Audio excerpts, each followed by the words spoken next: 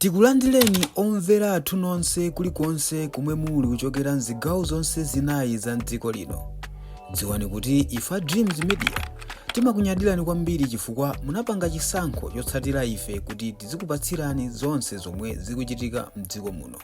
Pamenezo makamaka tonse tikudziwa kuti nkhani yomwe ikuzungulira background nkhani yomwe yavuta ndi yasesa kuchokeranso kwa mkulukuta moyo aka ABM amene ali current makamaka president wa dziko lino la Malawi. Tikuona kuti anyamata azikwanja Amangidwe, Chimwendo, amanga amphunzitsi wina makamaka abwana akwe school ngati sitikusokoneza awaponya kupole akuti akakhala lecture kumeneko zinthu zake ndi zachipwirikiti ameneyo ndi sesa kuchokeranso kwa makamaka president wa dziko lino akuonesesa kuti aliyense amene ali pa office yake kugwira ntchito moyenera, omangidwa akuyenera amangidwe, ochosedwa ntchito akuyenera achosedwe ntchito. So nkhani tu ndabwera nayo apa ndi nkhani ya makamaka Richard Chimwendo Banda, nkhani imenenso ikuzungulira kwambiri pa ground komanso pa social media kuti Richard Chimwendo Banda mukuti atani. So tikuzungulira pa tsamba la mchezo la Facebook ataonapo makamaka mapeji angapo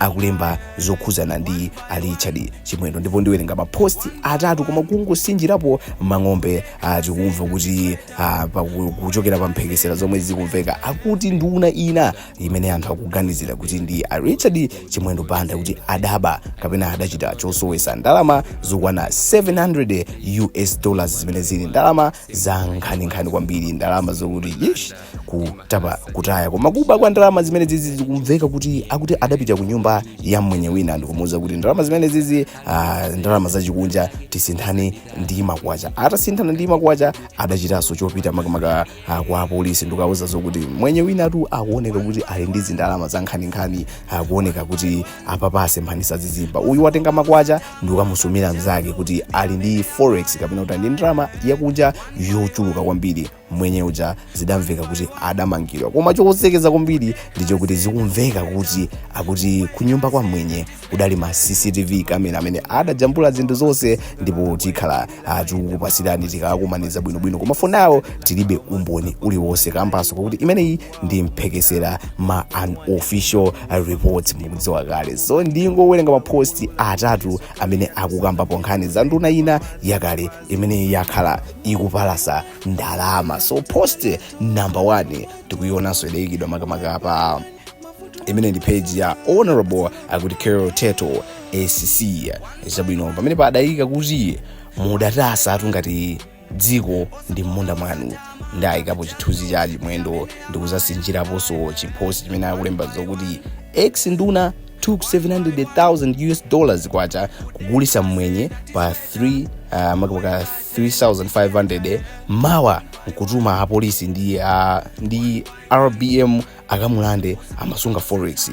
Inuyo akumanganidini umboni ma CCTV zabwino akuti tu adakasinthisa $700 kwa mwenye ndikumaka ndikupita koso mawa atatumiza apolisi komanso RBM kuti akamufufuze mwenye amene ali ndi forex zochuluka. Kondwani kachamba nayeso adayikemba mkhani imene kuti khoa adayibweresa motani yokhuzana ndi former nduna akale kumnyotola ndalama yokwana $700,000 ndalama tuza nkhani. Kondwani adalemba kuti mphekesera zikuti mu nthawi imene Malawi anakumana ndi vuto la forex, nduna ina yaboma makamaka yaboma la Dusali inatenga $700,000 ku banki kupita ku nyumba ya mwenye kukamugulisa kwacha pa 3,500 per dollar. Kenako nduna yomweyo mawa lake makamaka inakatuma anthu kukamumanga mwenye kuti wapezeka ndi $dollars nkumulandaso. Akuti ma CCTV kamera anajambula zonse pamene ankampasa $, akuti pamene ankampasa $, andunawa ndi pamene akuti anthuwo anabwera kuzalandaso. Anduna sanadziwe kuti akujambulidwa nthawi imene anabweresa ndalamazo. Chabwino imene yetu ndi post number 2 kuchokera malo osiyanasiyana. Koma after all mphekesera imene anthu ambiri akuganizira Chimwendo, koma ife sitikufuna tiyipereke ngati information ya sure ndi mphekesera chabe. Sitikudziwa kuti nduna yake ndi iti koma nonkhani ndi imene iye akuti ndalama yokwana $700,000 idabedwa kasinthisidwa kwa mwenye pa 3,500 Malawi kwacha $1 kenako ndikumawaso ndikutumiza apolisi kuti mwenyetu ali ndi ndalama tu forex akuba makuti ndikukamumangaso. Koma after all CCTV imangokhetchemula mavideo akhala kubwera very very soon. So post yomaliza akuti apatchula dzina koma ife tikuti ndi ma unofficial reports akuti Chimwendo Banda akuganiziridwa kuti anamugulisa mwenye wina ndalama zakunja zokwana $700,000 pa mtengo wa $35 ina iliyonse, ndipo mawa lake kunja kutacha anatuma apolisi kukamulanda pomunena kuti wapezeka ndi ndalama zakunja opanda chilolezo. Kenako asindika ndikunena kuti ameneyu makamaka azipumira pa nthumira bwino malipoti osazimikizika amene wawa. Tsongani tu ndi imene iyi yomwe yavuta anthu akuloza zala Chimwendo Banda, anthu akuaganizira kuti adachita zodabwitsa motero. Kuti inu maganizo anu ndi otani pa nkhani imene ndikudziwa komanso ndikukhulupirira kuti nanunso mudayimva imene iyo kuti nduna ina yakale yapanga zakuti kapita idapanga zakuti ndi ndalama makuti forex atapanga makuti imene yitu ndi ina imene ikuzungulira. Ningoona ma comment awiri atatu amene kwanga 5 ndi chilecho kwangu makamakacho kwangu kapo ukuti ndikudikira ma comment anu pano pa YouTube channel. Mongokumbusana ndi manena kuti mukafika pamudzi pano osamayiwala kuti panga like, share komanso subscribe. Mukatero mwatipasa support yonse yokuti tizibwerabe ndi ngambwi zomwe mumakonda inuyo zotondale sports komanso entertainment. Ma comment awiri atatu okha ndi amene ndidalonjeza mphaso kuti anthu awa dziko tinawapasa koma alephera okha. DPP iphunzire kuchokera kwa anzawo izizi akuti MCP wa inu dziko tidawapasa zawavuta zokha, ndipo DPP itengerepo phunziro pa zimene zizi. Chabwino comment yomveka bwino from Paso Oscar amene yuyu uyu ndi Tehila mkazi amene yakuti adamanga filling station within a month yatha chilichonse chatheka nkuyambaso kugulisa mafuta. Chabwino akuti adamanga filling station, fueling station. Ndizoona ife sitikudziwa komanso tilibe maumboni kuti Chimwendo amene mukuganizira wa ndi fueling station. Ngati mudziwa ikani comment kuti ili kuti iko filling station yawoyo. Chabwino Charity azimayi tu akuyika ma comment kwambiri. Charity kuti koma Michael Usi was saying mboma mulimbava, that was a lot of money. $700 ndi ndalama zankhani ngati